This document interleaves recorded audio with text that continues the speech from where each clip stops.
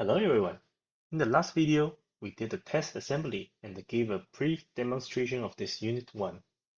Due to time constraints, there was quite a bit that I didn't get to cover. This time, I will summarize and review this Unit 1. In terms of fitting, I think there are no major issues.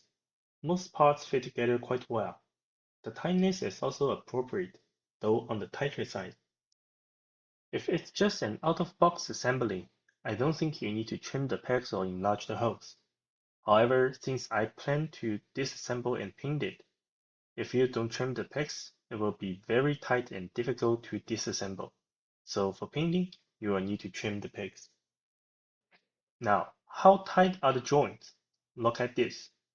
Even when I shake it forcefully, the thigh and calf remain stable. The hands also have minimal looseness. The joints are very tight. The only part that is relatively loose is the waist, which has some slight wobble. I've heard from some viewers that it might easily develop a hunchback. However, the waist has very limited range of motion, so I don't think it's the major issue. The joints in the feet are also very tight. However, the feet has a drawback. They can only move up and down. They cannot move side to side, which affects how good it can fit the ground. The legs cannot be spread too far apart, or the feet will become unstable. Next, I will complain about some significant drawbacks. I paint all my models and my main area is armors, so I've never really cared whether the sprue marks are undergates or not. For this Unit 1, almost all the sprue marks are designed as undergates. So what's the problem with undergates? If well designed, undergates will be unnoticeable after trimming, but if poorly designed, it can be quite frustrating. The Unit 1 has many curved surfaces. Almost every piece of armor has various curves, and the undergates are located at the backside or inner side of these curves. The inner side is a recessed curved surface. Every sprue mark is on a recessed curved surface. Removing these is much more challenging than on a flat or convex surface.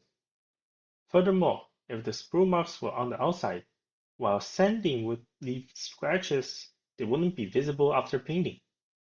Even if some areas are oversanded and slightly missing material, it's usually not noticeable. But if they are on the inner side, especially for this model, where most parts fit together either side to side or inner to outer, for example, the arms, the upper arm in purple and the forearm in black, right? The legs are even more so, with all parts fitting side to side. This means the side where the parts fit together is where the sprue marks are.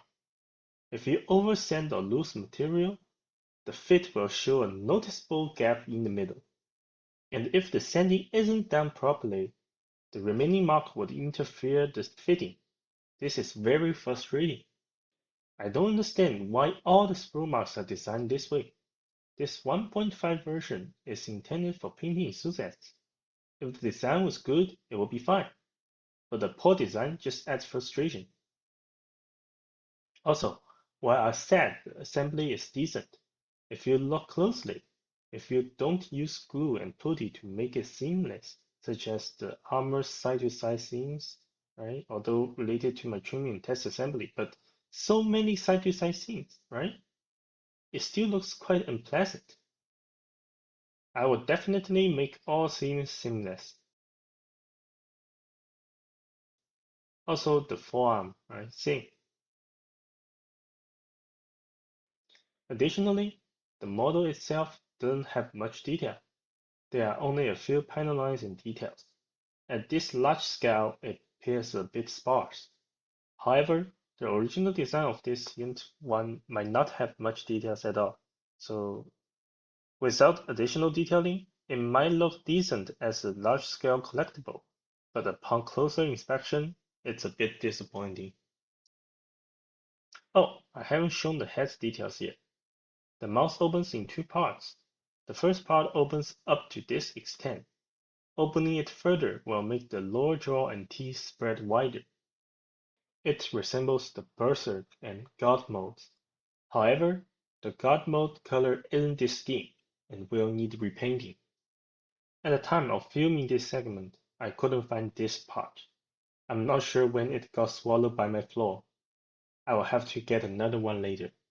So far, this is just a review of the test assembly. A heads up, there will be more complaints in the future. In the next video, I will apply a layer of primer and find any flaws.